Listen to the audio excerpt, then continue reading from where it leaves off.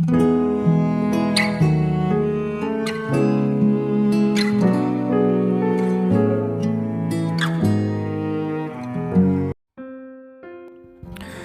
saudara yang kasih Tuhan Yesus, selamat pagi dan salam sejahtera bagi saudara semua.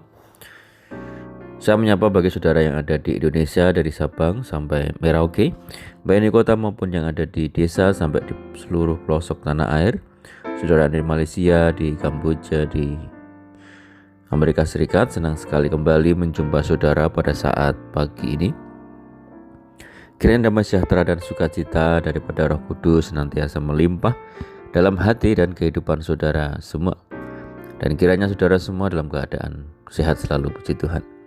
Selamat datang kembali di Pokok Anggur bersama saya Yosia Krisbianto. Mari saudara, sebelum kita bersama-sama merenungkan firman Tuhan, mari kita satu di dalam doa. Bapa di surga, Bapa yang baik, yang penuh dengan kasih, Bapa yang kami muliakan, di dalam nama Tuhan Yesus kami mengucap syukur oleh karena pertolongan Tuhan, oleh karena penyertaan Tuhan di sepanjang malam istirahat kami, sehingga kami boleh melewati malam hari dengan penjagaan dan perlindungan Tuhan. Itu semua karena berkat pertolongan Tuhan saja. Pada pagi ini kami kembali rindu untuk merenungkan firman-Mu. Berbicaralah kepada setiap kami ya Tuhan, urapi kami dan jamah hati kami, sehingga kami dapat memahami maksud firman-Mu. Terima kasih Tuhan, kami siap merenungkan firman-Mu. Hanya di dalam nama Tuhan Yesus kami berdoa. Amin. Puji Tuhan saudara, pembacaan firman Tuhan pada saat pagi ini terambil dari Mazmur pasal 51 ayat yang ke-13. Demikian bunyi firman Tuhan. Janganlah membuang aku dari hadapan-Mu, dan janganlah mengambil roh-Mu yang kudus daripadaku. Saudara, jika kita ditanya apa kehilangan yang paling kita takuti, pasti akan ada banyak jawaban. Mungkin takut ditinggalkan oleh orang yang kita kasihi, takut miskin atau kehilangan kekayaan, takut kehilangan rasa hormat atau diremehkan, takut kehilangan simpati, takut kehilangan nyawa, dan banyak lagi ketakutan yang lain.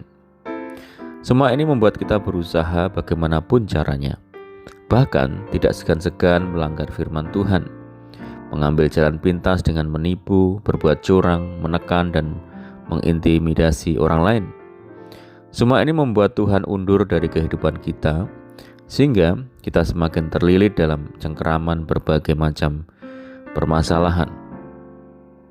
Saudara yang dikasihi Tuhan Yesus, Raja Daud sangat menyadari arti kehadiran Tuhan dalam hidupnya, sehingga ia paling takut kehilangan Tuhan lebih daripada kehilangan yang lain. Daud sampai memohon, janganlah membuang aku dari hadapan-Mu, dan janganlah mengambil roh-Mu yang kudus daripadaku. Ketakutan Daud ini sangatlah beralasan, sebab tanpa hadirat dan perkenanan Tuhan, apapun yang ia lakukan akan sia-sia belaka. Ketidakhadiran Tuhan pernah dirasakan oleh Saul dan Samson. Akibatnya sungguh sangat buruk dan mengerikan. Bukan saja kemuliaan Tuhan yang undur dari hidup mereka membuat mereka mengalami kekalahan-kekalahan yang fatal, bahkan hidup mereka pun berakhir mengenaskan dan jauh dari kehormatan. Belajar dari Daud, Saul, dan Samson, sudah semestinya kita mengerti dan memahami bahwa tidak ada yang lebih penting di dunia ini selain daripada hadirat dan perkenanan Tuhan dalam hidup kita. Kita bisa kehilangan apapun di dunia ini, tetapi selama kita memiliki Tuhan, Dia sanggup memulihkan, bahkan mengganti berlipat kali ganda dari apa yang pernah hilang dalam hidup kita. Seperti yang dialami oleh Ayub yang begitu setia kepada Tuhan, walaupun mengalami cobaan yang sangat berat dan kehilangan dalam hidupnya, tapi Tuhan yang pulihkan, Tuhan yang kembalikan berlipat kali ganda. Jadi jika hari ini mungkin ada yang sedang merasa hidupnya begitu kering dan tanpa pengharapan, bersukacitalah saudara, sebab Tuhan mengasihi dan kehadirannya membawa pemulihan. Oleh karena itu, izinkan Tuhan hadir di dalam setiap apa yang kita lakukan dan dalam semua segi kehidupan kita.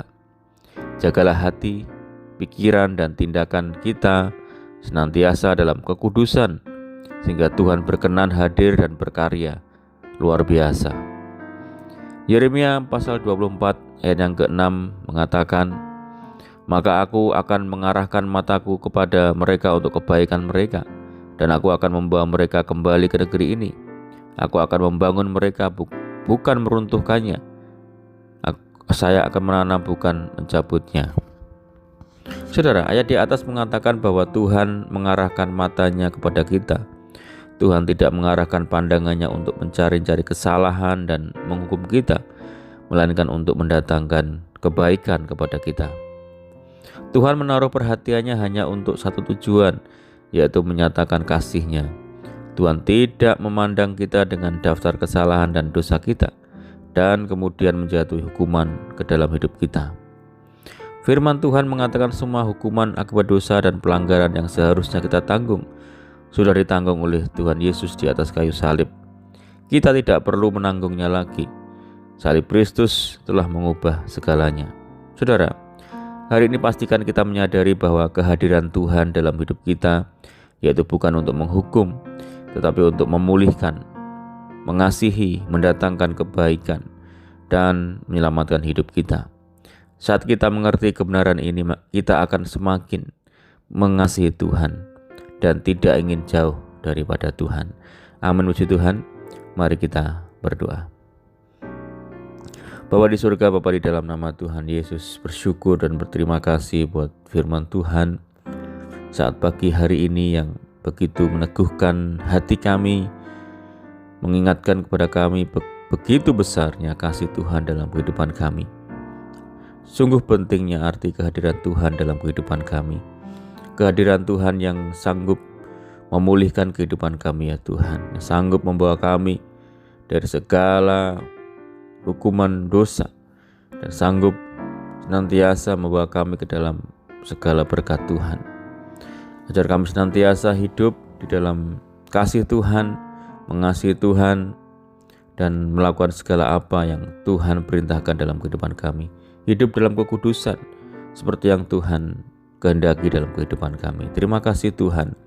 Ajar kami senantiasa mengizinkan Engkau untuk hadir dalam kehidupan kami, karena dalam kehadiran Tuhan ada pemulihan, ada berkat, ada sukacita, ada pengharapan, ada kelepasan.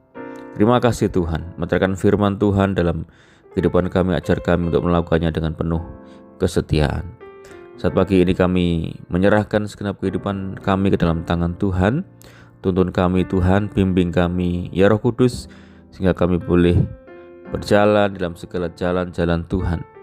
Sertai kami dimanapun kami berada, berkati rumah tangga kami, keluarga kami, pekerjaan, usaha kami, pendidikan kami, Tuhan yang memberkati. Pimpin kami Tuhan, sehingga kami terhindar dari segala mara bahaya. Biarlah kehendak Tuhan yang jadi atas hidup kami, berikan kami hati yang dipenuhi dengan sukacita surga. Kami menyerahkan hidup kami hari ini ke dalam tangan Tuhan Yesus, Tuhan yang turut bekerja di dalam segala perkara bagi setiap kami.